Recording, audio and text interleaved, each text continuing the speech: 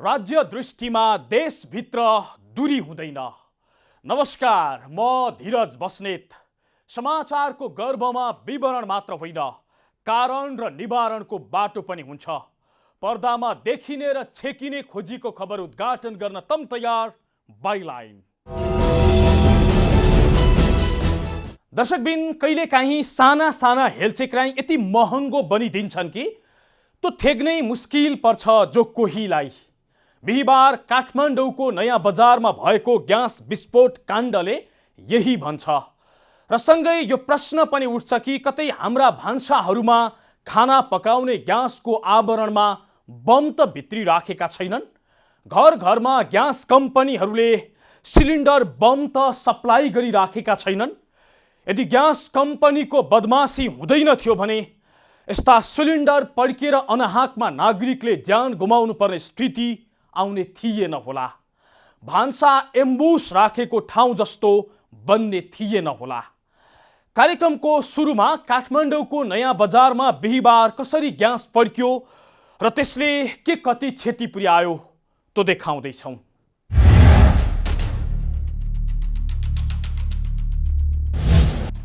बिहिबार बिहान पौने 12 बजे नयाँ बजार स्थित फलफुल चोक नजिकै रहेको एक घरमा निकै जोडका साथ केही पड्किएको आवाज आयो। आवाज यति धेरै ठुलो थियो कि 200 मिटर वरिपरिका घरका सिसा समेत फुटे। नयाँ बजारको फलफुल चोक एउटा व्यापारिक केन्द्र पनि हो। मुख्यतः फेन्सी पसलहरू रहेको फलफुल चोकका मोबाइल पसल, भाडा पसल आदि पनि धेरै छन्। त्यसकारण त्यहाँ मानिसहरूको चहल पहल पनि निकै धेरै हुने गरेको छ। तर मानिसहरूको चहल पहल बढिरहेकै बेला पौने 12 बजे एक्कासी ठुलो आवाजको साथ केही विस्फोट भयो। आवाज त ठुलो थियो, ड्वाङ्ग पड्कियो। कहाँ के भयो, मेरो घर यहीँ भएको हुनाले कहाँ के भयो भनेर हेर्ने भयो। अनि त्यसको लगत्तै फेरि ठुलो आवाजले त्यो विस्फोटन, एकदम ठुलो आवाजले चाहिँ विस्फोटन भयो। यहाँ धेरै घरहरू क्षतिहरू भएको छ। सिसाहरू, धेरै घरहरूको सिसाहरू फुटेको छ। सुरक्षाकर्मीहरू, रेस्क्युहरू, दमकलहरू तुरुन्ती यति छिटो आइपुग्यो कि आगो दन्ती दन्किएको थियो। त्यो आगो निभाउने कामहरू तुरुन्तै त्यसरी गर्नुभयो। जति हुनुपर्थ्यो त्यो क्षति अझ हुन सकेन कि एकदम छिटो आएको हुनाले। सुरुमा त मानिसहरूले बम नै पड्किएको हो कि भन्ने ठाने, किनभने घटनास्थलबाट 500 मिटर टाढा रहेको एउटा बोतलको सिसा समेत फुटेपछि त्यो पक्कै पनि बम नै हो भन्ने उनीहरूले अड्कल काटेका थिए। ठुलो आवाजका साथ केही पड्किए लगतै एक घरबाट धुवाँ र धुलोको मुस्लो समेत निस्किएको थियो। केही समयमै त्यहाँ करिब 1 दर्जन मानिसहरू घाइते बने। हतार दमकल र प्रहरीको उद्धार टोली घटनास्थल पुग्यो। वरिपरिका मानिसहरूलाई त्यसपछि मात्रै के भएको भन्ने जानकारी आयो। नयाँ बजार स्थित नीलकुमारी छेत्रीको घरमा आफन्तहरू क्रियामा बसेका थिए। केही दिन अघि मात्रै घरका मुलीको निधन भएपछि उनीहरू क्रियामा बसेका थिए र घरको भुइँ तलामा ग्यासमा केही पाक्दै थियो। तर केही पकाउँदै गर्दा ग्यास लिक भयो र आगो बल्न थाल्यो। त्यस लगतै घरका मानिसहरू भागेर बाहिर निस्किए र प्रहरीलाई फोन गरे। फलफुल चोकमा फेन्सी पसल सञ्चालन गरिरहेका रविन्द्र रिजाल घटनाबारे यस्तो भन्छन्। बाबु यता पुलिस पाएन भन्नुभयो। अनि त्यसपछि किन र भने मैले त्यहाँ ग्यास आगो लागि भए पड्किन्छ, त्यही भएर पुलिसलाई खबर गर्दिनँ भने। अनि मेरो पसलमा थियो मोबाइल, आएर मोबाइल लिएर गएर अनि पसल सयमा मैले फोन गरिदिएँ सबभन्दा सुरुमा। अनि त्यसपछि पुलिस नआइपुग्दै त्यहाँ पड्क्यो, आवाज आयो। आवाज आइसकेपछि अनि अब यता हामीले बत्ती अफ गऱ्यौँ। अनि त्यता आवाज आयो, अब सिद्धियो होला भनेर म त्यहीँ थिएँ। अनि त्यसपछि त सबै सिसा झर्यामझुरुम रोडभरि भयो। अनि भागदौड गर्दाखेरि लडेर मेरो हात समेत यति घाइदियो। सुरुमा ग्यास लिक भएर आगोलागी सुरु भएपछि प्रहरी र दमकललाई खबर गर्न हारगुहार गरियो। तत्कालै प्रहरीलाई खबर पनि भयो। तर पहिलेदेखि नै लिक भएर बल्न थालेको ग्यास एक्कासी पड्कियो। तर प्रयोग भइरहेको ग्यास पड्किएको 1 मिनेट नहुँदै अर्को ठुलो आवाजका साथ प्रयोग नगरिएको ग्यास पनि विस्फोट भयो। पहिला सानो आवाज आएर विस्फोट भयो। त्यसपछि भयानक आवाजसहित विस्फोट भयो। विस्फोट भएपछि सबै घरका सिसाहरू फुट्ने, सडकमा यत्रतत्र छरिएको अवस्था थियो र जताततै धुलोले कुरीमण्डल जस्तै धुलो उडिरहेको अवस्था थियो म यहाँ आइपुग्दा। प्रयोगमा नआएको भरी ग्यास यति ठुलो आवाजमा पड्कियो कि भुइँ तलामा रहेको भान्साकोठामा पड्किएको ग्यासको शक्तिले 3.5 तलाको घरलाई क्षति पुर्यायो। घरको एक साइडको सबै वाल भत्किएको छ। ग्यास लिक भएर आगलागी भएको घर मात्रै होइन, त्यसको ठिक अघिल्लोतिर भएको 4 तलेको पक्की घरमा पनि अत्याधिक क्षति पुर्याएको छ। उक्त घरको वरिपरि रहेको अन्य करिब आधा दर्जन घरमा पनि क्षति पुर्याएको छ। जो मान्छे बित्नु भएको छ होइन, क्रिया पनि थियो, अब हल्ला गऱ्यो होइन, पछि हामी यसो गएर हेरेको, आफ्नो घरबाट हेऱ्यो होइन। हजुर, त्यसपछि त त्यहाँ अलि फेरि मान्छेहरू धेरै कराउन थाल्यो, आवाज पनि आयो होइन। फेरि म त अब ब्लास्ट भएको बेला म आफ्नो घरको मिटर निभाउनु है, त्यसपछि त्यहाँ बाहिर गएर हेर्न गएको, त्यो अब मिडिया कसैलाई फोन गर्यो भने दमकलहरू अथवा कोही फोन गर्यो भने गरेको, फर्किन लागेको, एकैचोटि उताबाट माथिबाट के आयो एकछिन लड्यो। महानगरीय प्रहरी विरुद्ध सोह्रखुट्टेका डीएसपी दीपक खड्काका अनुसार पहिले आगो लागेपछि ग्यास विस्फोट भएको हो। हालसम्मको जानकारी अनुसार 2वटा ग्यास विस्फोट भएको छ र घटनामा 11 जना घाइते भएका छन्। बिहान 11:50 कुरा हो। हामीलाई चाहिँ नि यहाँ ग्यासमा आगो लागि भयो भन्ने जानकारी हुन छ, हामी तत्काल घटनास्थलमा आयौँ। आएर बुझ्दाखेरि यहाँ चाहिँ 2वटा ग्यासमा आगो लागेर चाहिँ नि ग्यास पड्किएर चाहिँ यो घटना भएको छ। पहिला ग्यासमा आगो लाग्यो, आगो लागि भएपछि ग्यास सिलिन्डर चाहिँ पड्क्यो। दुईटा एउटा चाहिँ नि त्यो बाल्दैको सिलिन्डरको त्यो पाइपमा आगो लाग्यो, त्यसपछि चाहिँ एउटा फुल सिलिन्डर ग्यास चाहिँ त्यहाँ राखेर नखोलेको ग्यास पड्केको छ। घाइते मध्ये 3 जनाको टिचिङ अस्पताल र 3 जनाको मनमोहन अस्पताल र अन्यको पिपुल्स मेडिकल कलेजमा उपचार भइरहेको प्रहरीले जनाएको छ। घटनामा घाइते भएका 1 जनाको अवस्था गम्भीर रहेको प्रहरीले जनाएको छ। घाइतेहरू 11 जना हुनुहुन्छ। उहाँहरूको चाहिँ मनमोहन हस्पिटल, पिपुल्स हस्पिटल यहाँ नयाँ बजार र टिचिङ हस्पिटलमा उपचार भइरहेको छ। 1 जना चाहिँ गम्भीर घाइते हुनुहुन्छ। उहाँको नाम चाहिँ नि नरसिंहबहादुर केसी, 65 वर्षको हुनुहुन्छ। उहाँ अलिकति सिरियस हुनुहुन्छ। विस्फोटमा परि घरमा रहेका, नजिकका घरमा रहेका र बाटोमा हिँडिरहेका बटुवा पनि घाइते भएका छन्। विस्फोट हुनासाथ म दौडिँदै घटनास्थलमा आएँ, अनि यो गल्लीमा चाहिँ 8-9 जना मान्छेहरू ढलिराखेको रगतपिच्छे भएको अवस्था थियो र उनीहरूलाई तत्काल उद्धार गरेर अस्पतालतर्फ लगियो र सामान्यतः 10-15 जनाभन्दा बढी घाइते भएको हुनुपर्छ भन्ने छ र केही घाइतेहरू चाहिँ गम्भीर घाइते भएको म आफैले देखेको कारणले उनीहरूको स्थिति कस्तो छ भनेर बुझ्नुपर्ने नै छ। वरिपरिका घरका सिसा फुट्दा कतिपयलाई फुटेको सिसाले काटेको समेत छ। घटना लगदै राष्ट्रिय सभाका अध्यक्ष गणेश प्रसाद तिमनसेनाले अस्पताल पुगेर घाइतेहरूलाई भेट गरी घटना विवरण र स्वास्थ्य अवस्थाबारे जानकारी लिएका छन्। यस्ता घटना हुनु पछाडि ग्यास कम्पनीहरूको लापरवाही त छ नै, तपाईँ हाम्रा ससाना असावधानी पनि जिम्मेवार छन् र अझै बढी जिम्मेवार चाहिँ अनुगमन गरिदिने सरकार र आश्वासन मात्रै बाँड्ने प्रधानमन्त्री छन्। कार्यक्रममा हामी ग्यास पड्किएर प्रहरीदेखि सभासदसम्मले ज्यान गुमाएको प्रसङ्ग जोड्नेछौँ, तर एकैछिनको विश्रामपछि। दर्शकबिन, आज हामी बाइलाइनमा काठमाडौँको नयाँ बजारमा भएको ग्यास विस्फोटको घटना र यस्ता घटना पछाडिको कारणका विषयमा चर्चा गरिराखेका छौँ। प्रधानमन्त्री ओलीले पहिलो पटक प्रधानमन्त्री हुँदा 2072 सालमा भनेका थिए, अब काँधमा सिलिन्डर बोकेर दौडिने युगको अन्त्य हुन्छ र घर घरमा ग्यासका पाइपलाइन जोडिन्छ। तर प्रधानमन्त्रीले यस्तो आश्वासन दिएको 5 वर्ष बित्दासम्म काम त पर जाओस्, यही ग्यासको सिलिन्डर पड्किएर झन्डै 1 दर्जन व्यक्तिले ज्यान गुमाएका छन्। बम जस्तै बनेको ग्यासको सिलिन्डरले पछिल्लो 10 वर्षमा प्रहरीदेखि सभासदसम्मको ज्यान लिएको छ।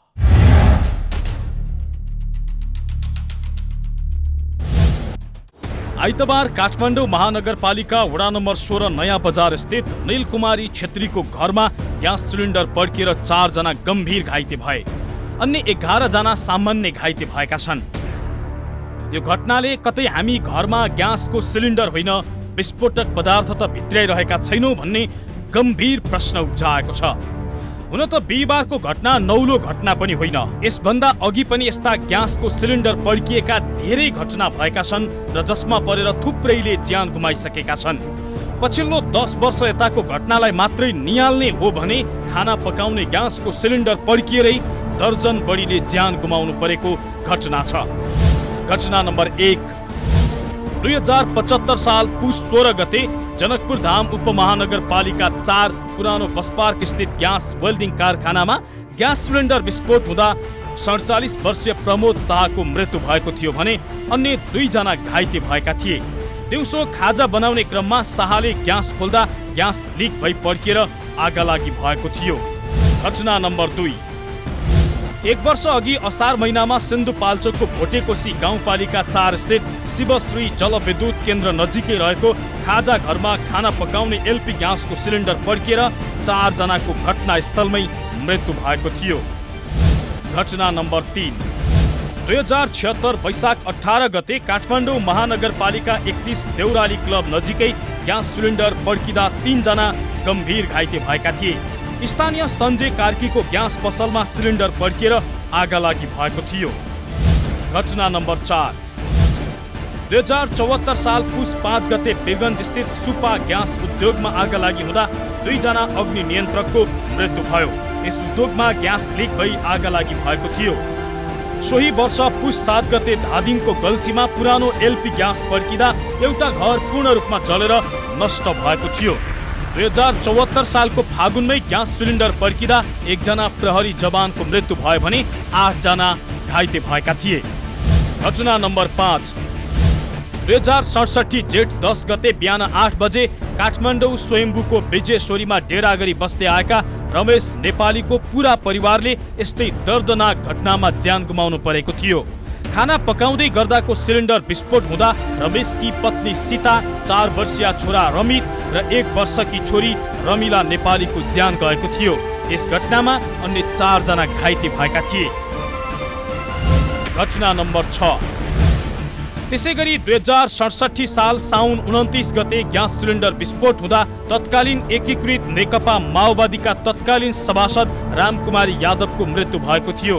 दिउँसो 3 बजे भान्सामा पुगेर कोठाको बिजुली स्विच अन गर्ने क्रममा ग्यासबाट आगलागी हुँदा उनी जलेर गम्भीर घाइते भएकी थिइन्। उपचारका क्रममा उनको निधन भएको थियो। यी त प्रतिनिधिमूलक घटना मात्रै हुन्। नेपालमा हरेक वर्ष यस्ता घटनाहरू बढ्दै गइरहेका छन्। ग्यास पड्किएरै 10 वर्ष यताको तथ्याङ्क हेर्दा अहिलेसम्म करिब 1 दर्जन बढीले ज्यान गुमाइसकेका छन्। कैयौं व्यक्ति अङ्गभङ्ग र घाइते भएका छन् भने कैयौं घरबार विहीन भएका छन्।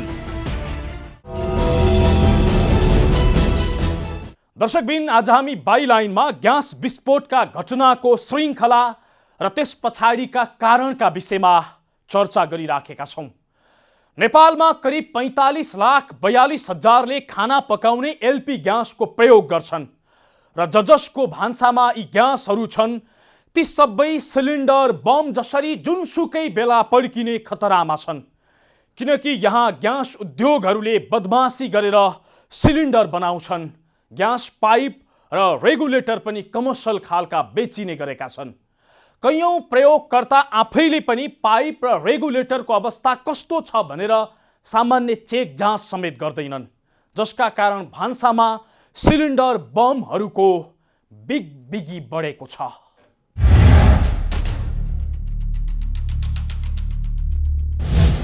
नेपाल आयल निगमको पछिल्लो तथ्याङ्कलाई हेर्दा देशभर करिब 45,82,000ले खाना पकाउने एलपी ग्यासको प्रयोग गर्छन्। यो क्रम वर्षेनी 15%ले बढ्दै गएको निगमको तथ्याङ्क छ। यसबाहेक मासिक रूपमा करिब 24 लाख एलपी ग्यास सिलिन्डर खपत हुने गरेको छ। खाना पकाउने एलपी ग्यासको उपभोग वर्षेनी बढ्दै गएसँगै ग्यास सिलिन्डर पड्किने घटना पनि बढ्दै गएको छ। गत वर्ष एलपी ग्यास पड्किएर 3 देखि 4 जनाले ज्यान गुमाएको प्रहरीको भनाइ छ। केही वर्ष अघि मात्रै ग्यास सिलिन्डर पड्किएर एकै परिवारका 4 जनाले ज्यान गुमाएका थिए। तर हालसम्म ग्यास पड्किएरै ज्यान गुमाउनेको संख्या कति पुग्यो भन्ने आधिकारिक तथ्याङ्क प्रहरीसँग पनि छैन। वार्षिक रूपमा ग्यास सिलिन्डर विस्फोट र मृत्युको घटना भइरहेको छ। जब ग्यास सिलिन्डर विस्फोट हुन्छ तब कतिपय घटनामा छानबिन समिति पनि बन्ने गरेका छन्। ती समितिले घटनाको अनुसन्धान गरी प्रतिवेदन पनि सम्बन्धित निकायलाई बुझाउँछन्। तर ग्यास सिलिन्डर विस्फोटको घटनामा खासै कमी भने आउन सकेको छैन। किन पड्किन्छन् ग्यास? एलपी ग्यासको सिलिन्डर पड्किनुका पछाडि रेगुलेटरबाट हुने ग्यास लिक प्रमुख कारण रहेको देखिएको छ। त्यससँगै गुणस्तरहीन सिलिन्डर पनि मिति गुज्रिसकेपछि सफाई नगरी सिलिन्डर प्रयोगमा ल्याउनु पनि हो। यसअघि बनेका केही छानबिन समितिले दिएको निष्कर्ष अनुसार सिलिन्डरको जथाभावी प्रयोग, रेगुलेटर तथा चुलोको नब राम्रोसँग बन्द नगर्ने जस्ता कारणले गर्दा खाना पकाउने ग्यास पड्किने गरेको छ। यसबाहेक कमसल र गुणस्तर प्रमाणित नभएका चुलो, रेगुलेटर, रबर पाइप जस्ता उपकरणका कारण पनि ग्यास लिक, आगलागी र ग्यास विस्फोटका घटनाहरू हुने गरेका छन्। त्यस्तै लामो समयसम्म प्रयोग नगरी सिलिन्डर राख्ने गर्नाले पनि कहिलेकाहीँ ग्यास विस्फोट हुने जस्ता सुरक्षाको जोखिम निम्तन सक्ने ग्यास सिलिन्डर व्यवसायीहरूले नै बताउने गरेका छन्। ग्यास सर्टेज हुने हो कि भन्ने चिन्ताले स्टोरेज गरेर राख्ने प्रवृत्तिले पनि त्यस्तो खतरा निम्त्याउने गरेको छ। नेपालमा रहेका अधिकांश ग्यास उद्योगले प्रयोगमा ल्याएका सिलिन्डर जोखिमयुक्त रहेको भन्दै उपभोक्तावादी सङ्घ संस्थाले बारम्बार आवाज उठाउने गरेका छन्, तर पनि त्यो आवाज कहिल्यै सुनवाई भएको छैन। अधिकांश दुर्घटना ग्यास लिक वा चुहावटका कारण हुने गरेको छ, जसको मुख्य कारण भनेको गुणस्तरहीन ग्यास सिलिन्डर नै हो। ग्यास सिलिन्डरको क्षमता र गुणस्तर थाहा पाउन हाइड्रोलिक परीक्षण गर्नुपर्ने हुन्छ, जुन नेपालका अधिकांश ग्यास उद्योगसँग छैन। सिलिन्डरको मोटाई, तौल र त्यसमा भरिएको ग्यासको तौल तथा सो भार थेग्न सक्ने क्षमता के कति छ भनेर नापजाँच गर्ने काम नै हाइड्रोलिक परीक्षण हो। अन्तर्राष्ट्रिय मान्यता अनुसार 7 वर्षमा एकपटक सिलिन्डरको हाइड्रोलिक परीक्षण गराउनु पर्ने हुन्छ। त्यसबाहेक चुलो, रेगुलेटर र पाइप पनि मापदण्डको हुनुपर्छ। तर नेपाल जस्तो गरिब देशका अधिकांश जनताहरू गुणस्तरीय भन्दा पनि सस्तो मूल्यका सामानहरू खोज्ने गर्छन्। सरकारले पनि गुणस्तरहीन ग्यास सिलिन्डर तथा ग्याससँग सम्बन्धित सामानमाथि निगरानी राख्न नसक्दा यस्ता घटना पटक पटक दोहोरिँदै आएका छन्। हुन त 2067 सालमा ग्यास पड्किएर तत्कालीन सभासदकै मृत्यु भएपछि राज्यले सीमित भए पनि केही नीति बनाएर लागू गराउने प्रयास गरेको थियो। उक्त दुर्घटना पुरानो हुँदै गएपछि राज्यको अनुगमन पनि फितलो बन्दै गएको छ, जसका कारण यति बेला पसलहरूमा मापदण्ड विपरीतका रेगुलेटर, ग्यास चुलो र पाइपहरू सजिलै किन्न पाइन्छन्। हुन त बजार अनुगमन गर्ने मुख्य निकाय भनेकै वाणिज्य तथा आपूर्ति मन्त्रालय हो र वाणिज्य तथा आपूर्ति मन्त्रालय अन्तर्गत रहेको अनुगमनकारी निकाय चाहिँ नेपाल गुणस्तर तथा नापतौल विभाग हो। विभागले ग्यास सिलिन्डरबारे बजारमा अनुगमन गर्न थाले पनि कारबाहीको प्रभावकारी कदम भने चाल्न सकेको छैन। ऐन बमोजिम गुणस्तर तथा नापतौल विभागको जिम्मामा रहेको अनुगमन तथा कारबाहीको जिम्मेवारी सम्बन्धित मातहतका कार्यालयहरूमा नदिइएका कारण पनि बजारमा प्रभावकारी अनुगमन हुन सकेको छैन, जसको कारण मिति गुज्रिएका ग्यास सिलिन्डर, मापदण्ड नपुगेका ग्यास सिलिन्डर र फोट्रिङ काटेर आफ्नो बनाउँदै प्रयोगमा ल्याएका यस्तै सिलिन्डरका कारण पटक पटक ग्यास लिक र विस्फोट भई दुर्घटना हुने गरेका छन्। हो, ग्यास उद्योगीहरूको बदमासी, पाइप र रेगुलेटर उत्पादकहरूको बठ्याई र तपाईँ हाम्रो ससाना कमजोरीका कारण भान्साहरू एम्बुस थापेको थलो जस्तो बन्दै गएको छ। यस्तो अवस्था रोक्ने भन्दै ओली सरकारले 2072 सालमै घर घरमा पाइपबाट ग्यास पुर्याउने आश्वासन बाँडेको थियो, तर त्यो स्वस्थानीको कथा जस्तो बनेको छ। भौतिकवादमा विश्वास गर्ने कम्युनिस्ट सरकारले स्वस्थानीको जस्तो कथा मात्रै सुनाउने कि काम पनि गर्ने? कहिलेसम्म जनता यसै गरी त्रासै त्रासमा खाना पकाउने र डरै डरमा गुजारा चलाउने? प्रधानमन्त्रीज्यू, यसको जवाफ दिनुहोस्। हौस् त, आजलाई ग्यास विस्फोटका घटनाको श्रृङ्खला र त्यस पछाडिका कारणहरूको प्रसङ्ग यति नै। मुलुकको माटो जहाँ छोए पनि राष्ट्र एकैचोटि जागरुक हुन्छ। यो दूरीविहीन आचरण नै समाचारको मूलधार बाइलाइन अर्थात् जिम्मेवार पत्रकारिता। नमस्कार।